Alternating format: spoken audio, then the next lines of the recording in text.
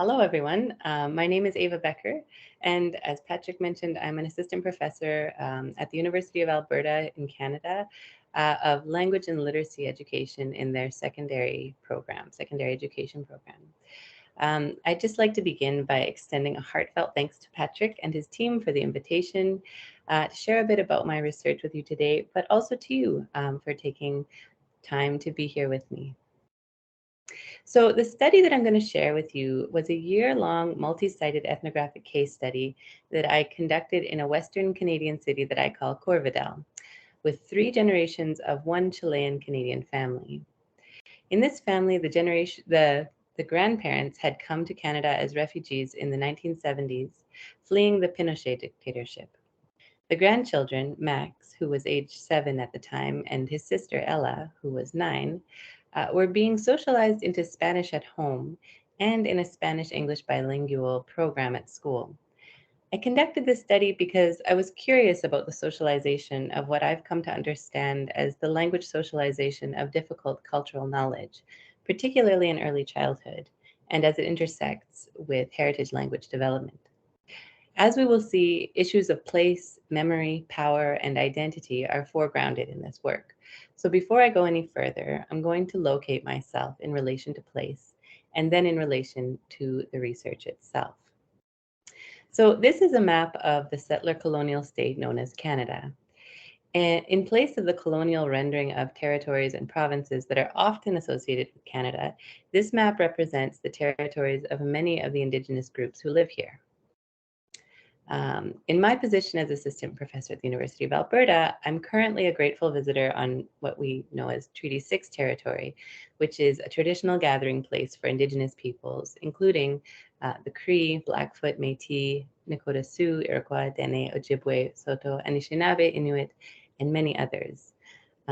While in some phases of the research I'm going to talk about today, I was located here in Treaty 6 territory.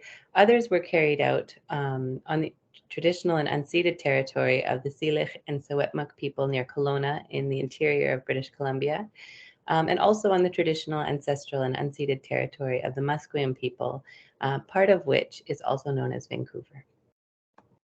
So now I'm going to take some time to describe how I encountered and constructed the research problem, the personal and scholarly aspects, in order to better situate this work in time and space, but also to help articulate the potential significance and implications of this research later on.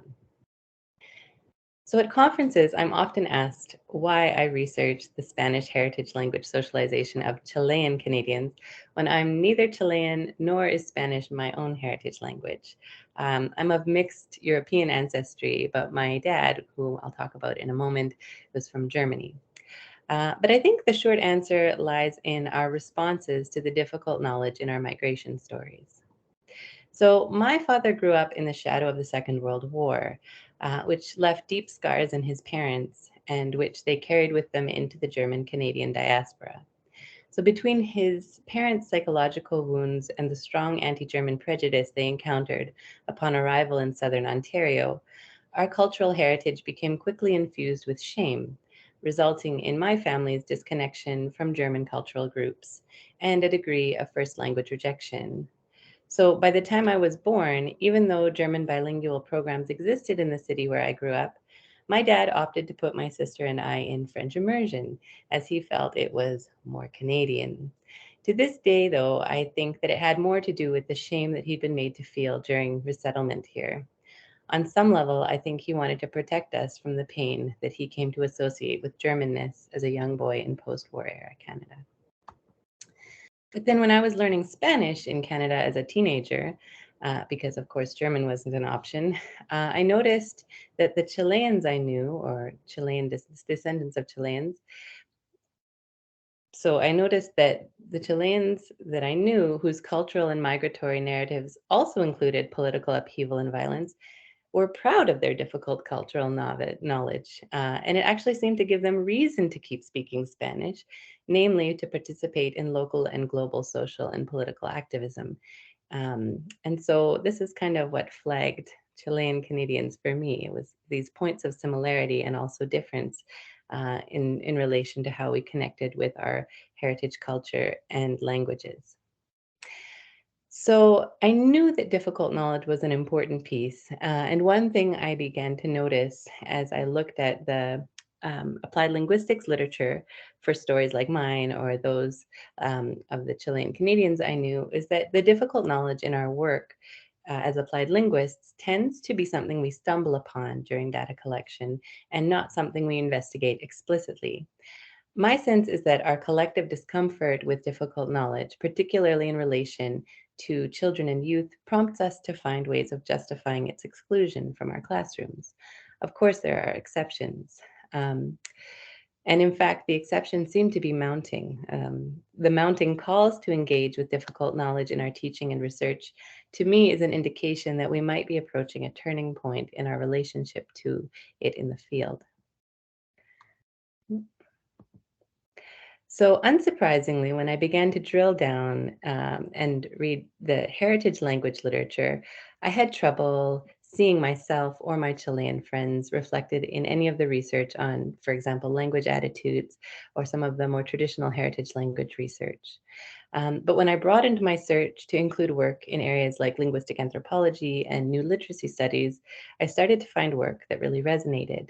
And so to do this work, which again was quite an intensive, long study, I drew on multiple theoretical kind of guiding frames and developed a few of my own as I went. So here are some of them. The overarching framework was the theory of language, language and literacy socialization, which is the idea that we're socialized through language and into language use, which was particularly useful in surfacing the intergenerational and cultural aspects of language learning in my research. It foregrounds the ways that cultural values, histories, morality, and even trauma is negotiated from one generation to the next across space, time, and communities of practice. But then as the research progressed, I noticed a lot of English being used. And of course, my focus was on Spanish. And so I began to conceive of the language practices that I was observing as heritage languaging. Um, to emphasize the fluidity of their multilingual practices in tandem with the socialization of cultural memories and values. So the heritage in there is a nod to the significance of collective memory and intergenerational narrative. So as the research progressed, I began to conceive of, oh, no, that's not the one. And then once I began to look closely at the ways that cultural values were being negotiated in the post-exile interactions of Chilean Canadians in Corvidel, the presence of difficult knowledge became abundantly clear. The central contention that difficult knowledge can be about learning to live with ghosts, in Derrida's words, is particularly useful in research in contexts where trauma moves multimodally, which brought me to new literacy studies. So trauma, for instance, can move through artifacts, music, and even silences and absences. So with their focus on power dynamics and the situatedness of literacy practices, hidden literacies and syncretic literacy became essential in engaging with my highly contextualized research in families living with difficult cultural memories and intergenerational trauma. And finally, funds of knowledge theory, with its emphasis on the knowledge students and communities bring to school with them, was for me very complementary with difficult knowledge. So I began to conceptualize this overlap as funds of difficult knowledge to account for the emotionally difficult chapters of one's cultural heritage or migration story, and to recast the difficult in one's body of knowledge as potentially valuable or as funds to draw on. So, as I mentioned earlier, the research was a year-long ethnographic case study in a Spanish bilingual school, among other places that I'll mention in a moment, with one family who chose the pseudonym Calfu, which the mother, Valentina, told me is Mapudungun or Mapuche, a Chilean indigenous language for the color blue. Because of my interest in understanding the cultural environment and practices that both undergirded and were produced through language socialization of difficult knowledge in this family, I opted to do an ethnographic case study. And because I wanted to achieve a deep understanding of how this socialization was taking place, I decided to study only one family, the Kalfu family, as a case of heritage, language, and literacy socializations 2 generations after exile. To recruit this family, I initially sent out a general call for participants through my personal network, and Valentina contacted me 3 weeks later.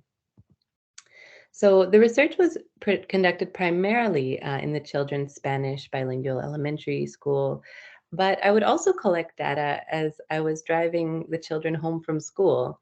This was an arrangement, kind of a favor that their mother asked of me from time to time, as we had been friends before the research began, and so we already had kind of a trusting relationship.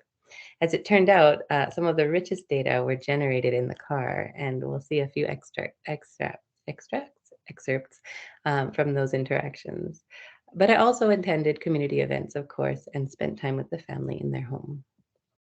In terms of methods, this is just kind of a brief overview here. It was a participant observation-based study, so over 300 hours of that. And while I was observing, I usually was making audio recordings, kind of spontaneous interactions that would happen, semi-structured interviews, screenshots from Valentina's social media postings, research photos from the research sites themselves, and especially of children's schoolwork that was related to my research interests, and a whole lot of field notes, almost 100,000 words worth.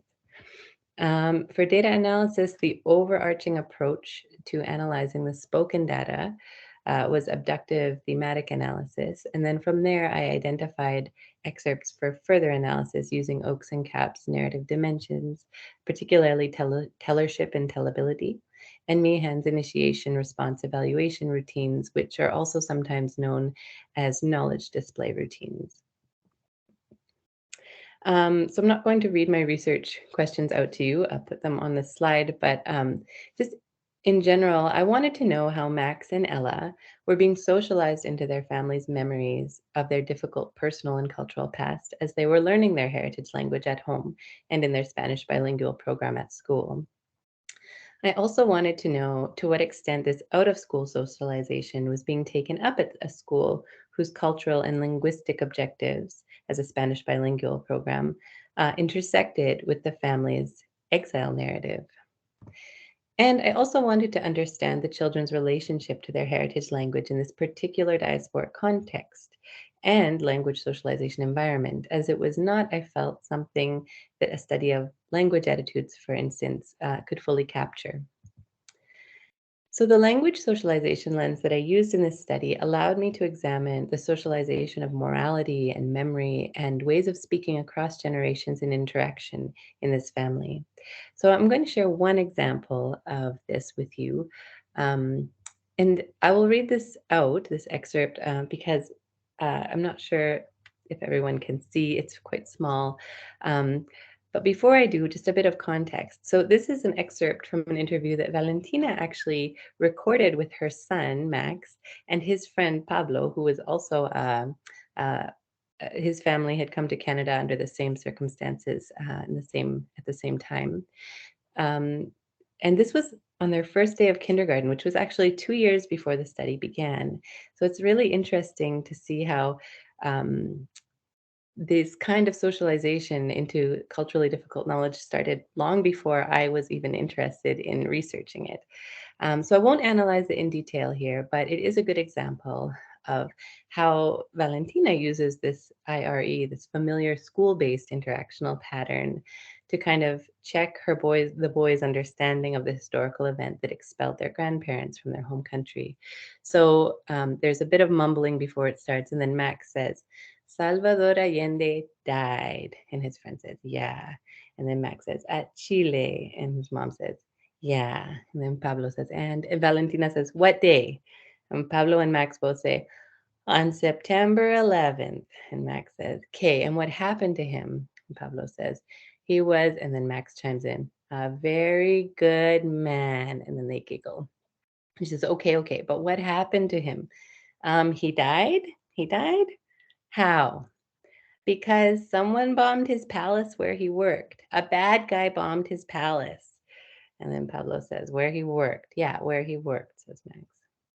And what did he do for kids? says Valentina. He wanted them to have lots of leche, lots of water, and juice. And juice. And then Pablo giggles. And he wanted kids to have an education, right? Says someone. Yeah. And Valentina says, yeah, and she pauses. And so we remember him, right? Yes. Pablo looks at Valentina and Max says, yeah. And then this excerpt goes on and it's really interesting and there's a lot more in there. But let's just stop here for a moment and look at what we're looking at least in part. So one of the main observations I think we can make here is through her choice of questions. So what day and what happened to him and how and what did he do for kids? And he wanted kids to have an education, right? And so we remember him, right?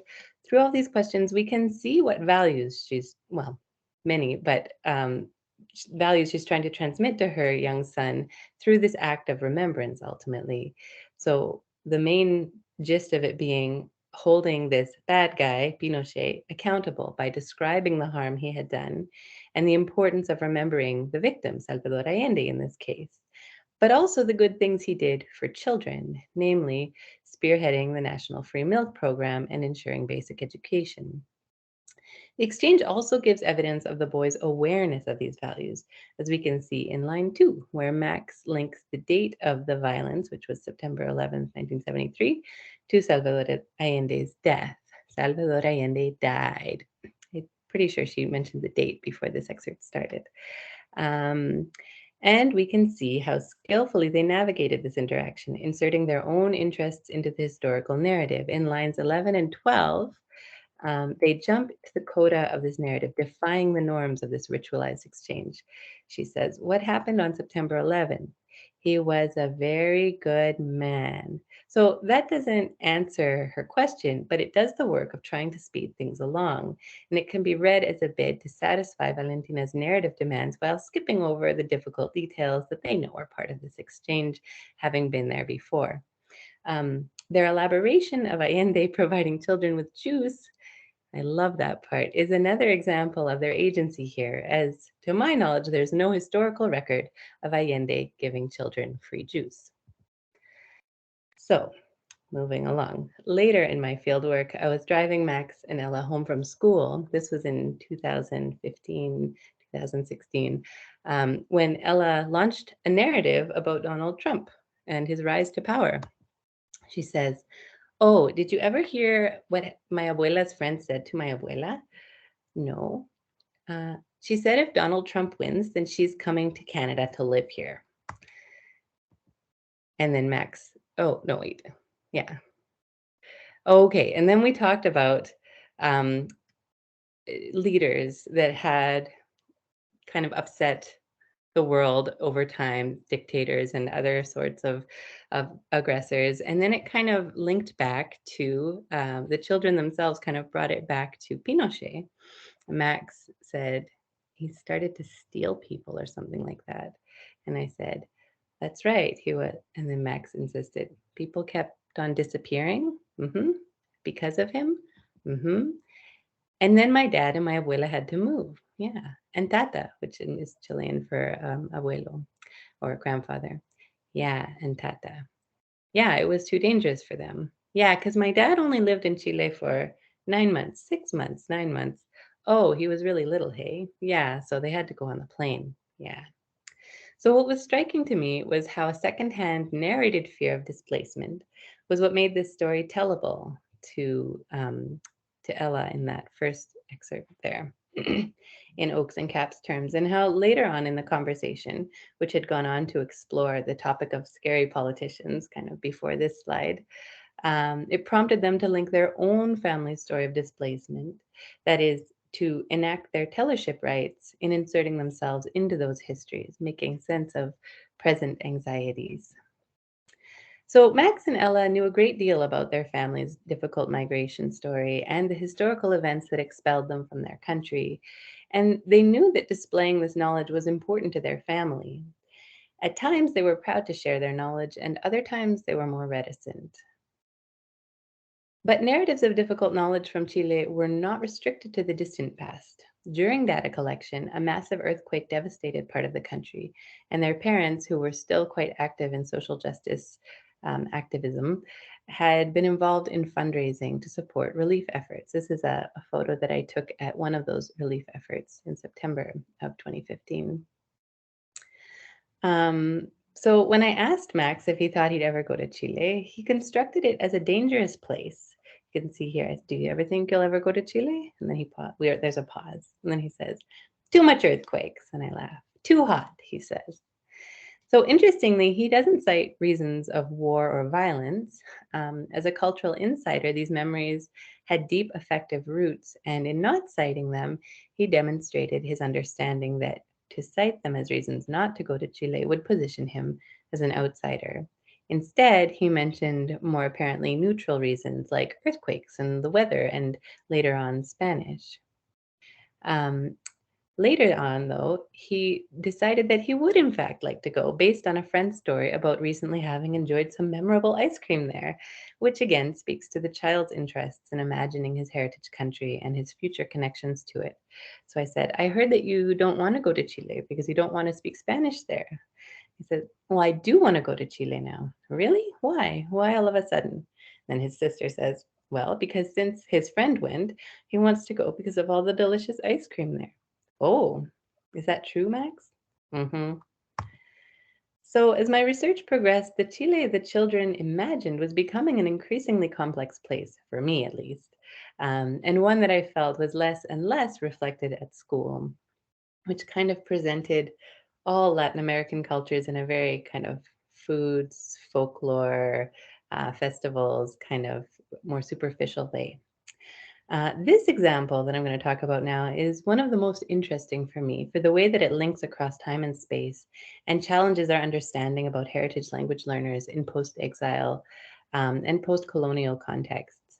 So what are we looking at? Early on in my fieldwork, I was observing a folk dance rehearsal led by Max and Ella's grandmother, Ines, that they were doing in preparation for the community's Chilean Independence Day celebration. In the waiting area, Ines had set out some coloring sheets, which were flags. One was the Chilean national flag, the one with the star on it, the blue and red one there, and the other was the Mapuche indigenous flag.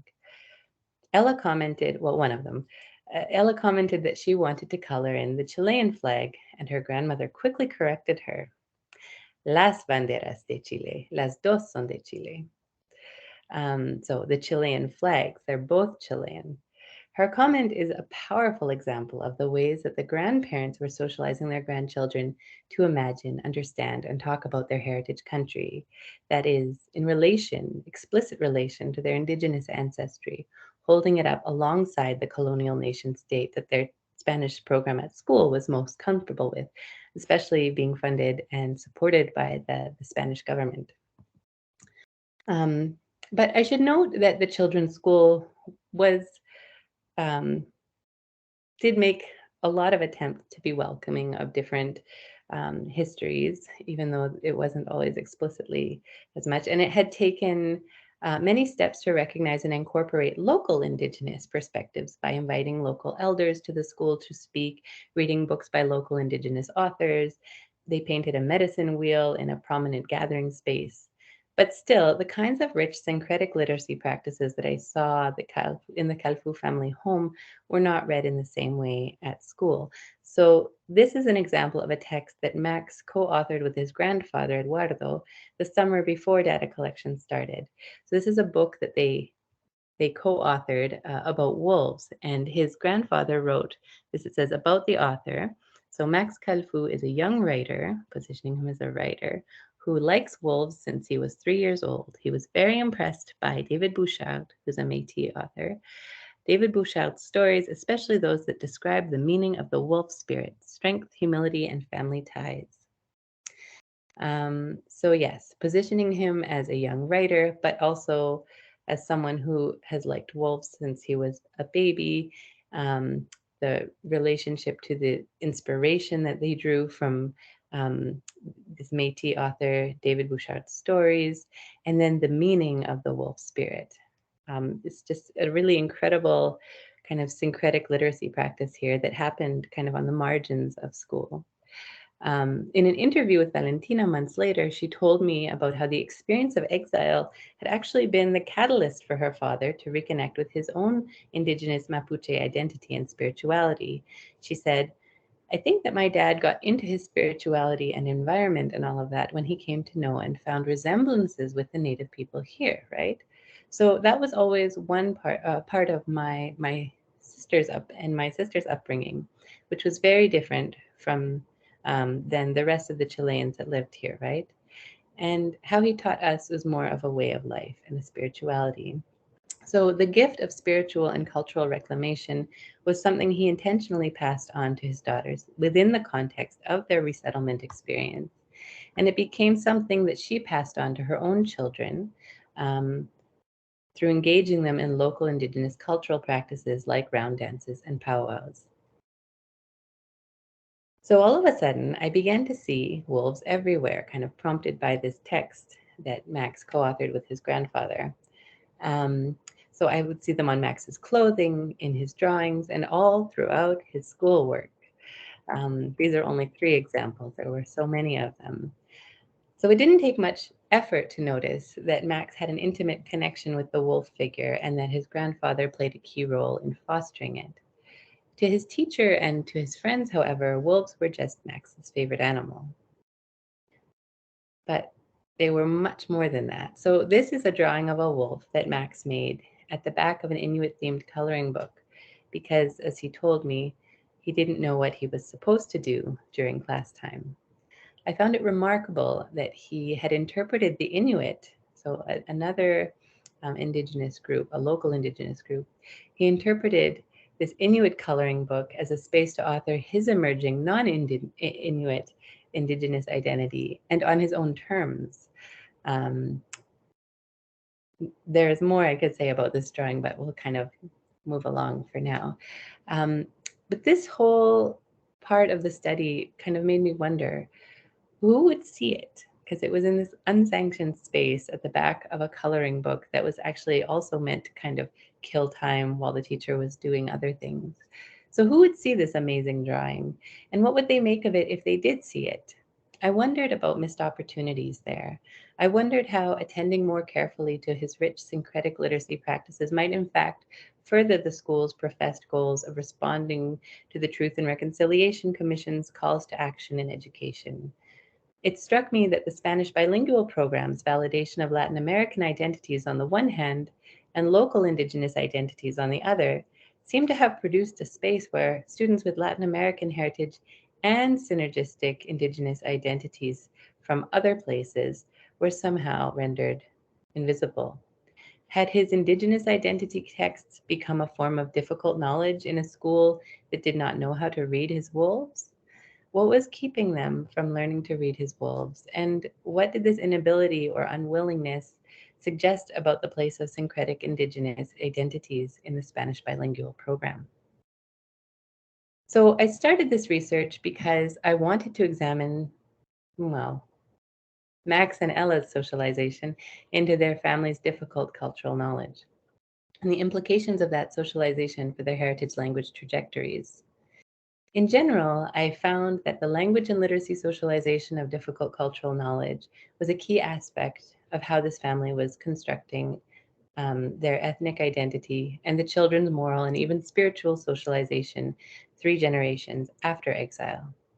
Qualitatively, I found that being able to root themselves in their family's difficult migration story and awareness of their heritage country's ongoing challenges did have positive implications for their continued use of Spanish.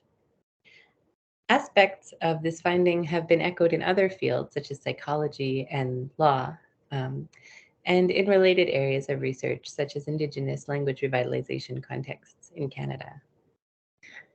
Commemoration practices and the centrality of remembering the time that in history that drove their family out of Chile was a key topic of socialization.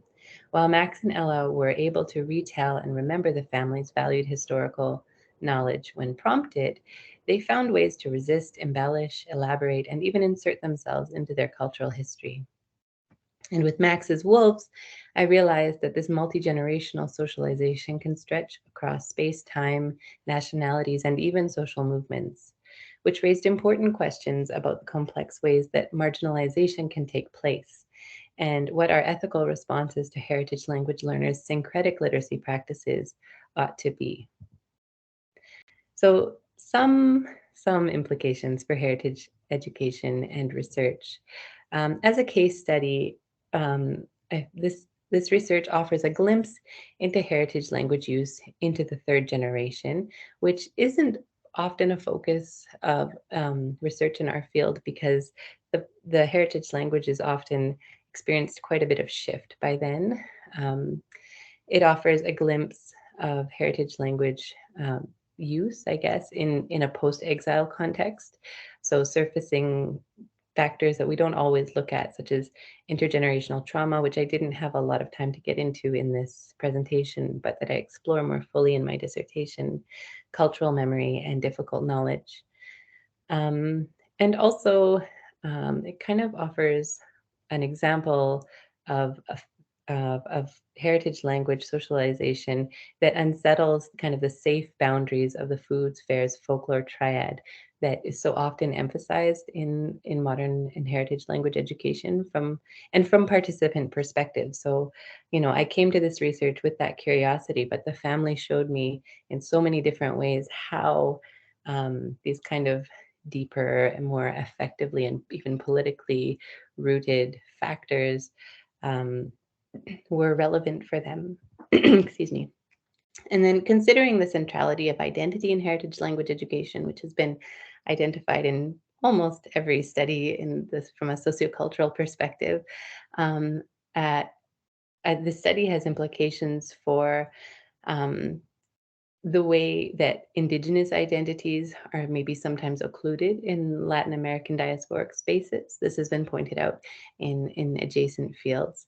But it would be important, I think, to continue investigating how this happens and how we can resist it, possibly through the use of decolonizing lenses in heritage language education.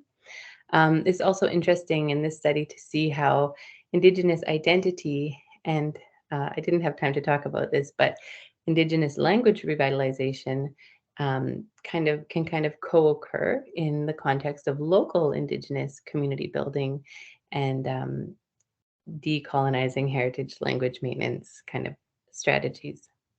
And then finally, for this slide anyways, I think this research raises ethical questions about what it means to not attend to students' funds of difficult knowledge, particularly when particular forms of knowledge are perceived as being irrelevant to language learning or not valuable or even threatening. And I think this is really important when students' funds of knowledge include overcoming adversity or moving through adversity, especially as global flows of migration our displacement is an increasing feature of migration. So I think it's important to ask ethical questions regarding what does it mean if we don't listen to students' kind of difficult stories or take them up kind of in responsible ways, and what would that look like? And then, just more broadly, for parents and families, this may seem somewhat reductive, but over time, Latinx conference goers have just come up to me after and kind of thanked me for pointing to this I guess under talked about, under examined aspect of their own heritage language socialization story, just kind of beginning to put I guess a finger on this space, which is sometimes difficult to articulate, um, particularly as it relates to intergenerational trauma and things that kind of remain unsettled, disappearances and things like that. And then for language educators, I think it invites kind of a deeper understanding of heritage language learners who are a few generations removed from the migrant generation, because often we think that time is kind of sufficient to create a buffer between pain and healing, or pain and post pain, I was careful to even use post and post exile, but narrative and trauma and all of these things move across generations. And so it's important for language educators to keep in mind that even though their students may not be categorized as refugees or even migrants, that those kinds of stories may continue to be relevant in how they see themselves, and the community practices they engage in. It also demonstrates the power of funds of knowledge or learner-centered approaches when drawing on difficult histories that educators may feel, and rightly so, unprepared to engage with or to teach. So starting with the students themselves and their families and communities to kind of lead those discussions. And then finally, for curricular writers, I see tremendous potential for cross-fertilization with perhaps broader goals of facilitating a sense of pride in students or belonging in diasporic spaces in our increasingly mobile, intersectional, and complex societies. And so that's it. Thank you.